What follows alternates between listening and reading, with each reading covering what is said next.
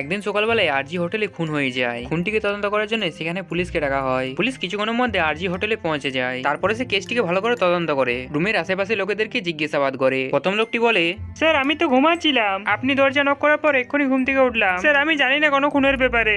Police তারপর দ্বিতীয় লোকটিকে জিজ্ঞাসাবাদ করে। স্যার আমার অফিসে একটা ইম্পর্টেন্ট মিটিং ছিল, আমি তো সকালবেলায় রুমে এসেছি। পুলিশ তারপর দ্বিতীয় লোকটিকে জিজ্ঞাসাবাদ করে।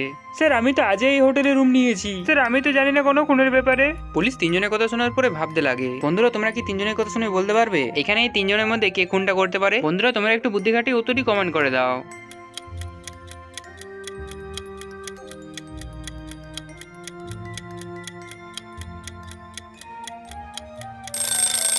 তুমি যদি ডেড বডিটিকে ভালো করে লক্ষ্য করে দেখেছো, দেখবে ডেড বডির পাশে একটা সিগারেট পড়ে আছে, আর সেম সিগারেট প্রথম লোকটির বাড়িতে আছে। তার মানে এখানে প্রথম লোকটি মিথ্যে কথা বলছে, সেই খুনটা করেছে। ডলি আজ সকালে রেডি হয় শপিং করার জন্য।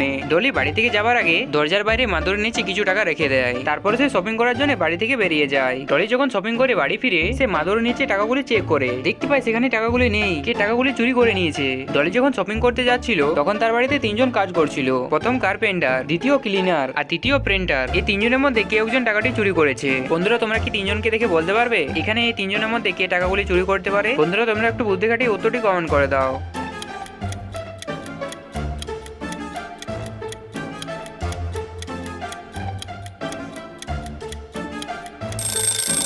এখানে এই তিনজনের মধ্যে ক্লিনারের টাকাগুলি চুরি করতে পারে, কারণ সেই বাড়ি পরিষ্কার করার জন্য মাদুরটি সরাবে, আর মাদুরটি সরালে সে টাকাগুলি পেয়ে যাবে। তার মানে এখানে দ্বিতীয় ক্লিনার টাকাগুলি চুরি করেছে। একদিন একটা বুড়ি মহিলা বাস স্ট্যান্ডে দাঁড়িয়েছিল, আর তখন একটা পাগল কুকুর দৌড়তে দৌড়তে বুড়ি মহিলার উপরে লাফিয়ে পড়ে। কুকুরটি বুড়ি মহিলাটিকে মেরে সেখান থেকে পালিয়ে যায়। কিছুক্ষণ পরে সেখানে পুলিশ আসে। পুলিশ সেখানে এসে আশেপাশে লোকেদেরকে জিজ্ঞাসাবাদ করে। প্রথম লোকটি বলে, স্যার আমি কুকুরকে ঘৃণা করি, আমার কাছে তো কোনো কুকুর নেই। পুলিশ তারপর দ্বিতীয় বাড়িতে যায়। স্যার আমার কাছে কুকুর আছে, কিন্তু এরা কোনো গুণ করতে পারে না, কারণ এই কুকুরগুলি বাচ্চা। পুলিশ তারপর তৃতীয় বাড়িতে যায়। স্যার আমার বাড়িতে তো কোনো কুকুর নেই, কিন্তু স্যার ওই বুড়ি মহিলাটি মারা গিয়েছে, খুব খারাপ লাগলো, কারণ ওই মহিলাটি খুব ভালো মহিলা ছিল। পুলিশ তিনজনের কথা শোনার পরে বুঝতে পেরে যায় এখানে এই তিনজনের মধ্যে একজন মিথ্যে কথা বলছে। বন্ধুরা তোমরা কি তিনজনের কথা শুনে বলতে পারবে এখানে এই তিনজনের মধ্যে কে মিথ্যে কথা বলছে? বন্ধুরা তোমরা একটু বুদ্ধি খাটিয়ে উত্তরটি কমেন্ট করে দাও।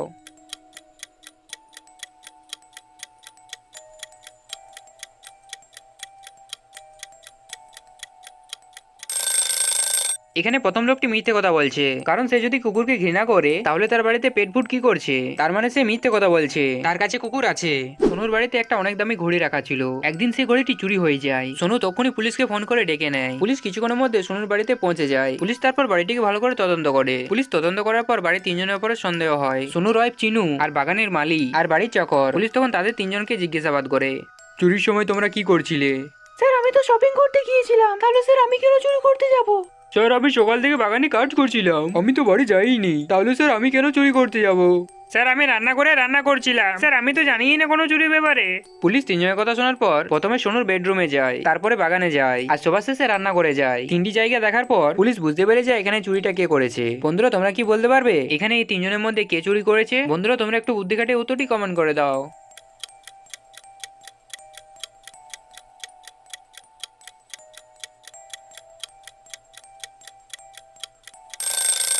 এখানে বাড়ির চাকর চুরিটা করেছে, কারণ সে যদি রান্না করে রান্না করছিল তাহলে তো সেখানে খাবার থাকা উচিত, কিন্তু সেখানে তো কোনো খাবারই নেই। তার মানে সে রান্না করে কোনো রান্নাই করছিল না, সে মিথ্যে কথা বলছে, সেই চুরিটা করেছে। একদিন সকাল সকাল পুলিশের কাছে কল আসে। স্যার ওই কলোনিতে একটা খুন হয়ে গিয়েছে, আপনি জলদি করে এখানে চলে আসুন। পুলিশ খুনের কথা শোনার পর তাড়াতাড়ি রয় কলোনিতে পৌঁছে যায়। তারপর কেসটিকে তদন্ত করে। তদন্ত করার পরে জানতে পারে ছাদ দিকে ধাক্কা দিয়ে খুনটি করা হয়েছে। পুলিশের কলোনি তিনটি বাড়ির উপর সন্দেহ ছিল, তার মনে হচ্ছিল এই তিনজনের মধ্যে কে একজন খুনটা করেছে। পুলিশ তখন তাদেরকে জিজ্ঞাসাবাদ করে। স্যার আমি তো ঘুমাচ্ছিলাম, চিৎকার চেঁচামেচি শুনে আমি ঘুম থেকে উঠলাম। স্যার আমি জানি না খুনটা কিভাবে হয়েছে। স্যার আমি রান্না করছিলাম, স্যার আমিও জানি না কোনটা কিভাবে হয়েছে। স্যার আমি তো বাড়িতে ছিলাম না, আমি তো মর্নিং ওয়াকে গিয়েছিলাম, স্যার আমিও তো জানি না কোনটা কিভাবে হয়েছে। পুলিশ তিনজনের কথা শোনার পরে ভাবতে লাগে। বন্ধুরা তোমরা কি তিনজনের কথা শুনে বলতে পারবে এখানে এই তিনজনের মধ্যে খুনটা কে করতে পারে? বন্ধুরা তোমরা একটু বুদ্ধি খাটিয়ে উত্তরটি কমেন্ট করে দাও।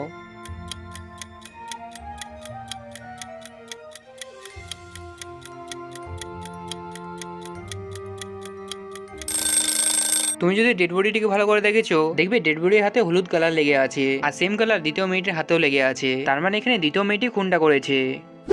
আজ সকাল থেকেই খুব বৃষ্টি হচ্ছিল। বৃষ্টি থামার পর সোনু ঠিক করে তার গার্লফ্রেন্ডের সাথে সে দেখা করতে যাবে। তারপর সে বাড়ি থেকে বেরিয়ে যায় আর কিছুক্ষণের মধ্যে সোনু তার গার্লফ্রেন্ডের বাড়িতে পৌঁছে যায়। সোনু তারপর বাড়িতে ঢুকে দেখতে পায় তার গার্লফ্রেন্ড মাটিতে পড়ে আছে আর তাকে কি খুন করে দিয়েছে। সোনু খুব ভয় পেয়ে যায় আর তখনই পুলিশকে ফোন করে আর কিছুক্ষণের মধ্যে পুলিশ সেখানে পৌঁছে যায়। পুলিশ তারপর ডেড বডিটিকে ভালো করে সার্চ করে দেখতে পায় ডেড বডির পাশে কতগুলো জুতোর ছাপ আছে। পুলিশ তখন জুতোর ছাপগুলি ফলো করতে থাকে। ফলো করতে করতে পুলিশ বাগানে চলে আসে। তারপরে সে দেখতে পায় সামনে তিনজন দাঁড়িয়ে আছে। পুলিশ তিনজনকে দেখে তখনই বুঝতে পেরে যায় এই তিনজনের মধ্যে একজন খুনটা করেছে। বন্ধুরা তোমরা কি তিনজনকে দেখে বলতে পারবে এখানে এই তিনজনের মধ্যে কে খুনটা করতে পারে? বন্ধুরা তোমরা একটু বুদ্ধি খাটিয়ে উত্তরটি কমেন্ট করে জানাও।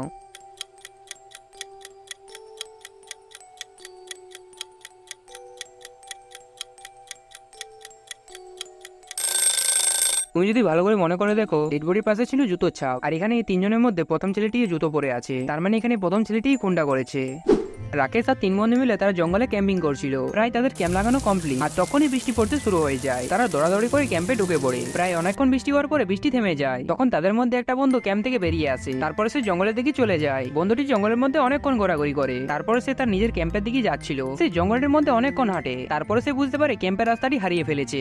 আমি তো ক্যাম্পের রাস্তাটা পাচ্ছি না, আমি এবারে ক্যাম্পে কিভাবে যাব? বন্ধুটি আবার হাঁটতে শুরু করে। একটু আগে গিয়ে সে তিনটি রাস্তা দেখতে পায়। এই তিনটি রাস্তার মধ্যে একটি রাস্তা তাকে জঙ্গল থেকে বেরোতে সাহায্য করবে। কিন্তু বন্ধুটি কিভাবে জানবে কোন রাস্তাটি সঠিক রাস্তা? বন্ধুরা তোমরা কি রাকেশের বন্ধুকে সাহায্য করতে পারবে তাকে সঠিক রাস্তাটি বেছে নিতে? তাহলে তাড়াতাড়ি কমেন্ট করে জানাও।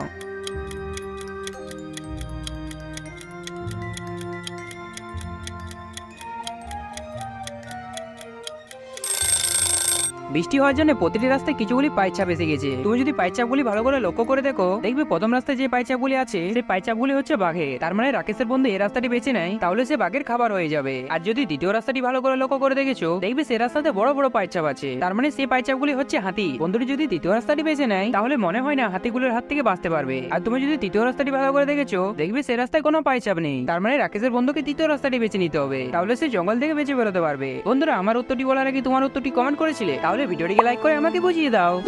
25শে ডিসেম্বরের দিন ছিল আর খুব বরফও পড়ছিল। হঠাৎ সেদিনই সোনুর বাড়িতে টাকা চুরি হয়ে যায়। সোনু তখন দৌড়ে পুলিশ স্টেশনে যায়। স্যার আমার বাড়ির টাকাগুলি কি চুরি করে নিয়েছে?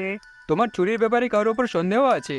হ্যাঁ স্যার, আমার বাড়ির তিনটি প্রতিবেশীর ওপর সন্দেহ আছে। মনে হয় তাদের মধ্যেই কেউ চুরিটা করতে পারে। পুলিশ তখন তাদেরকে জিজ্ঞাসাবাদ করার জন্য ডেকে নেয়। স্যার আমার বাড়িতে অনেক ঝামেলা হয়েছিল, তখন আমি ঘুমোতে ছাদে চলে যাই। স্যার আমি তো জানি না কোনো চুরির ব্যাপারে। স্যার বাইরে তো অনেক বরফ পড়ছিল আর অনেক ঠান্ডাও লাগছিল। স্যার আমি এত ঠান্ডায় বাড়ি থেকে বেরোইনি। স্যার আমি জানি না চুরিটা কিভাবে হয়েছে। স্যার আজ তো 25শে ডিসেম্বর। স্যার আমি আমার ওয়াইফের সাথে ঘুরতে গিয়েছিলাম। আমি জানি না স্যার কোনো চুরির ব্যাপারে। পুলিশ তিনজনের কথা শোনার পর ভাবতে লাগে। বন্ধুরা তোমরা কি তিনজনের কথা শুনে বলতে পারবে এখানে এই তিনজনের মধ্যে কে টাকা চুরি করতে পারে? বন্ধুরা তোমরা একটু বুদ্ধি খাটিয়ে আমাদেরকে কমেন্ট করে জানাও।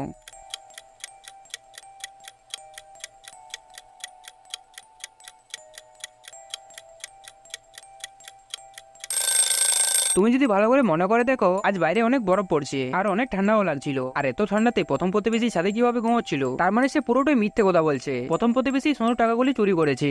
একদিন একটা রানী গভীর জঙ্গলের রাস্তা দিয়ে যাচ্ছিল।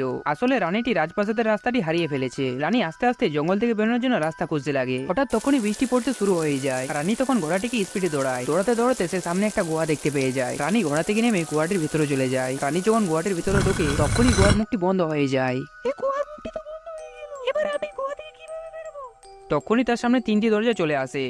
আমি তোকে গুহা থেকে বেরোতে সাহায্য করবো, কিন্তু তোকে আমার সাথে একটা গেম খেলতে হবে। দেখ তোর সামনে তিনটি দরজা আছে। তিনটি দরজার মধ্যে দুটি দরজার পেছনে মৃত্যু আছে আর একটা দরজার পেছনে জঙ্গল আছে। তোকে এবারে সঠিক দরজাটা বেছে নিতে হবে। রানী খুব ভয় পেয়ে যায়। সে কিছুই বুঝতে পারছিল না। বন্ধুরা তোমরা কি রানীর সাহায্য করতে পারবে? তাহলে সঠিক দরজার নাম্বারটি কমেন্টে জানাও।